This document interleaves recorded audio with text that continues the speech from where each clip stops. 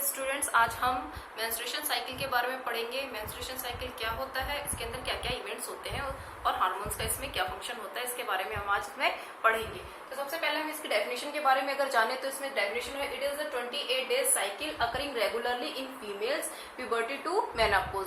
Puberty से लेके menopause तक रेगुलरली एक साइकिल आती है, मंथली होती है, जो प्यूबर्टी से लेके मेनापोज तक होती है। अब इसके अंदर हम जानेंगे इसमें हार्मोन्स का क्या फंक्शन होता है। सबसे पहले हमें पता होना चाहिए कि जो हाइपोथैलेमस होता है वो क्या करता है, एंटीरियर पिट्यूटरी को इनिशिएट करता है to release the hormone with the help of gonadotropic releasing hormone secrete करता है, और उसके द्वारा क्या करता है, ये इनिशिएट करता है, एक्साइट करता है एंटीरियर पिट्यूटरी को टू सिक्रेट द हार्मोन। और ये दो प्रकार के हार्मोन सिक्रेट करता है कि फर्स्ट इसके अंदर हार्मोन आता है फॉलिक्यूल स्टिमुलेटिंग हार्मोन, और सेकंड ये करता है ल्यूटिनाइजिंग हार्मोन। आपको पता है 2 टाइप्स के हार्मोन सिक्रेट करता है, follicle stimulating hormone, luteinizing hormone. Follicle stimulating hormone का क्या फंक्शन होता है, ये फॉलिक्यूल्स को मैच्योर करता है। क्या करता है, फॉलिक्यूल्स को मैच्योर करता है। आप यहाँ देखिए, यहाँ ध्यान से देखिए, यहाँ पे जो फॉलिक्यूल्स है ये मैच्योर हो रहे हैं। पहले प्राइमरी है, सेकेंडरी है, टर्शरी है, ग्राफियन फॉलिक्यूल है, ये ग्राफियन फॉलिक्यूल तक बन जाता है और एक मैच्योर फॉलिक्यूल्स को बनाता है। ये हम देख रहे हैं यहाँ पे। तो ये क्या करता है, फॉलिक्यूल स्टिमुलेटिंग, इसके नाम से ही हमें पता चल रहा है कि फॉलिक्यूल्स को मैच्योर करवाता है। ठीक है बेटा, तो ये क्या कर रहा है, फॉलिक्यूल्स को मैच्योरेशन की स्टेज पे लेके जा रहा है। और ये क्या फिर सिक्रेट क्या करता है, जो फॉलिक्यूल्स होते हैं वो क्या सिक्रेट करते हैं, ईस्ट्रोजन हार्मोन करते हैं, ईस्ट्रोजन हार्मोन को सिक्रेट करते हैं। और ये सारा इवेंट क्या कहाँ हो रहा होता है, किसके अंदर हो रहा होता है, ये ओवरी के अंदर। ये सारा इवेंट किसमें हो रहा है, ओवरी के अंदर हो रहा होता है। ठीक है, यही हम देखें, जो ल्यूटिनाइजिंग हार्मोन है ये एक क्या करता है, ये भी सिक्रेट होता है एंटीरियर पिट्यूटरी से, और ये क्या करता है, ये ओवुलेशन करवाता है, ये ओवुलेशन करवाता है। और हम क्या पढ़ रहे हैं, अभी हम पढ़ रहे हैं ओवरी फेज के, ओवरी के अंदर क्या इवेंट्स हो रहे हैं उसके बारे में पढ़ रहे हैं।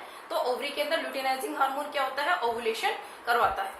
अब यहाँ पे अगर अपन देखें कि यहाँ पे ध्यान दें आप, यहाँ से आप देखना स्टार्ट करें कि ग्राफिन फॉलिक्यूल्स है, primary follicle, secondary follicle, tertiary follicle, और लास्ट में कि मैच्योर स्टेज इसकी आ जाती है, मैच्योर हो जाता है। जब ग्राफिन फॉलिक्यूल फुली मैच्योर हो जाता है तो एक हार्मोन सिक्रेट करने लगता है, एस्ट्रोजन। ये hormone secrete continuously hormone secrete करता है estrogen from the first day. जैसे ही धीरे धीरे जैसे ही ग्राफिन फॉलिक्यूल मैच्योर होने लगते हैं वो एक हार्मोन को सिक्रेट करने लग जाते हैं, ईस्ट्रोजन हार्मोन। ये ईस्ट्रोजन हार्मोन कब सिक्रेट होता है, एक पीक पे लेवल पे सिक्रेट होता है जब ये पूरा मैच्योर हो जाता है, पूरे एकदम से मैच्योर हो जाएगा, तब ये बहुत ज्यादा ईस्ट्रोजन हार्मोन सिक्रेट करेगा। और उस समय क्या होगा, ये एक दूसरे से कोरिलेट करके चलते हैं, ये एक दूसरे से कोरिलेट करके चलते हैं। उस समय ल्यूटिनाइजिंग हार्मोन, ये आप देख रहे हैं, ये ल्यूटिनाइजिंग हार्मोन भी एक दूसरे से, फॉलिक्यूल स्टिमुलेटिंग हार्मोन और ल्यूटिनाइजिंग हार्मोन एक दूसरे से कोरिलेट करके चलते हैं। और जैसे ही एक मैच्योर ग्राफियन फॉलिक्यूल बन जाएगा तो क्या होगा, ग्राफियन फॉलिक्यूल बन जाएगा, जो मैच्योर हो जाएगा तो क्या होगा, ये अब टूटने लगेगा। ये जैसे ही ग्राफियन फॉलिक्यूल टूटेगा तो इससे एक ओवम रिलीज होता है। ये अभी इस स्टेज पे ओवम नहीं है, इसे हम बोलेंगे, इसको हम, ये ओवम नहीं है, ये अभी सेकेंडरी oocyte है, ये अभी सेकेंडरी oocyte है, क्योंकि जो इसकी सेकेंड स्टेज मेटाफेज 2 में ये अभी अटका हुआ है। यहाँ पे इसकी मेटाफेज 2 स्टेज में है, ये भी मियोसिस सेकेंड स्टेज इसकी कंप्लीट नहीं हुई है। जब एक स्पर्म का सेंट्रियोल आके से मीट करेगा तब इसकी मेटाफेज 2 स्टेज कंप्लीट होगी। अभी इसकी सेकेंडरी oocyte है, ये अभी ओवम नहीं है। तो जैसे ही 14th डे पे जैसे ही यहाँ पे फॉलिक्यूल, ये एस्ट्रोजन का हार्मोन का लेवल हाई हो जाएगा, साथ के साथ ल्यूटिनाइजिंग हार्मोन का लेवल बहुत ज्यादा हाई हो जाएगा। उस समय क्या होगा, ओवुलेशन होगा। क्या होगा उस समय,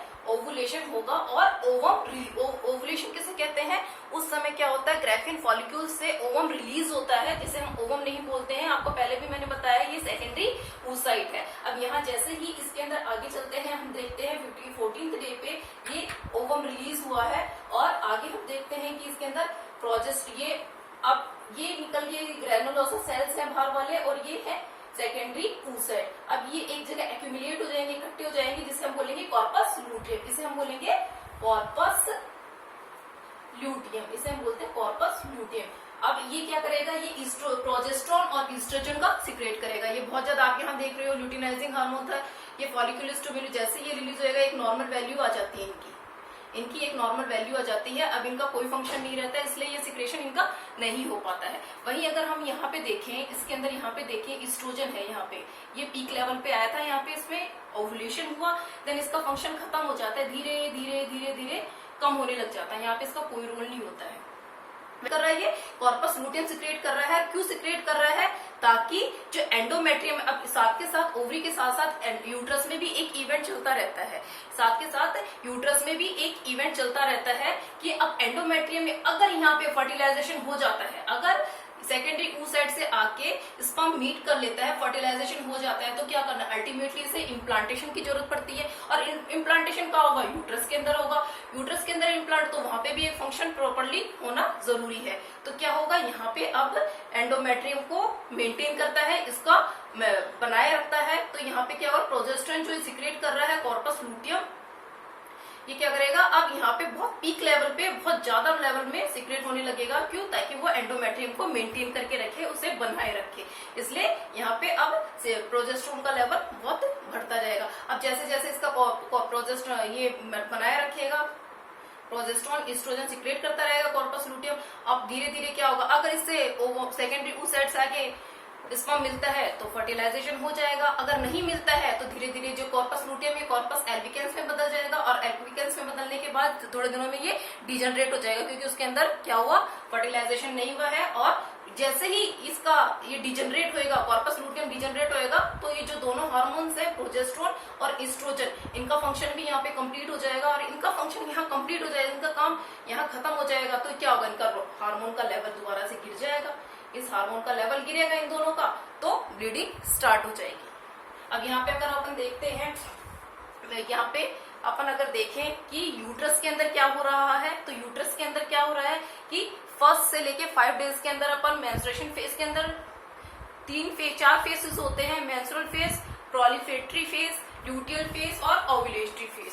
तो सबसे पहले हम देखेंगे यूट्रस के अंदर क्या इवेंट हो रहा है। तो यूट्रस के अंदर फर्स्ट से 5 डेज तक ब्लीडिंग होती है, और इसके अंदर ब्लीडिंग फेज हम बोलते हैं। सेकंड, इसके अंदर 6 to 14 डेज तक, 6 से लेके 14 डेज तक इसके अंदर क्या होता है, प्रोलिफेटरी फेज होता है। दूसरा इसका नाम दिया गया है फॉलिक्यूलर फेज। फॉलिक्यूलर फेज इसे क्यों बोला गया है, क्योंकि इसके अंदर फॉलिक्यूल्स को मैच्योर करवाता है। ये क्या करवाता है, फॉलिक्यूल्स को मैच्योर करवाता है। और प्रोलिफरेटरी फेज इसका नाम इसलिए दिए गए हैं क्योंकि यहाँ पे ईस्ट्रोजन बहुत ज्यादा लेवल में सिक्रेट हो रहा होता है ओवरी के अंदर, और साथ के साथ उसके हेल्प से यहाँ पे यूट्रस के अंदर जो एंडोमेट्रियम है वो उसकी थिकनेस बढ़ती जाती है, और वो वेस्कुलर होती जाती है। वो एक बेड की प्रिपरेशन कर रही है, वो एक बेड बनाने की तैयारी कर रही है। तो क्यों? क्योंकि जब अगर फर्टिलाइजेशन हो जाता है तो जो जायगोट है, फर्टिलाइज्ड ओवम है, वो यहाँ आके यूट्रस में इम्प्लांट करेगा, इसलिए उसके लिए प्रॉपर एक प्लेस की जरूरत पड़ती है।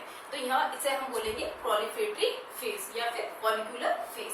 फिर 14th डे पे यहाँ पे ओवुलेशन होता है, तो उसे हम बोलते हैं ओवुलेटरी फेज।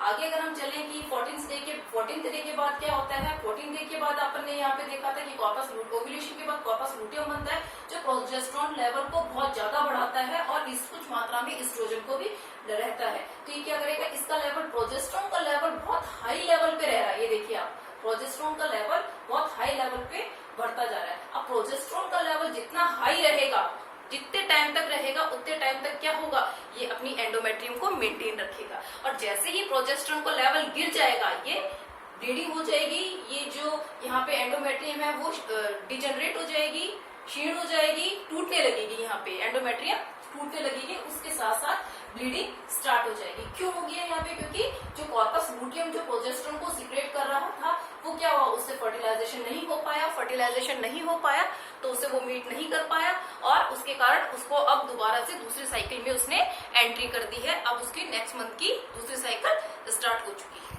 तो यहाँ तक हमने आपको मेंस्ट्रुएशन साइकिल के बारे में बताया है। Thank you.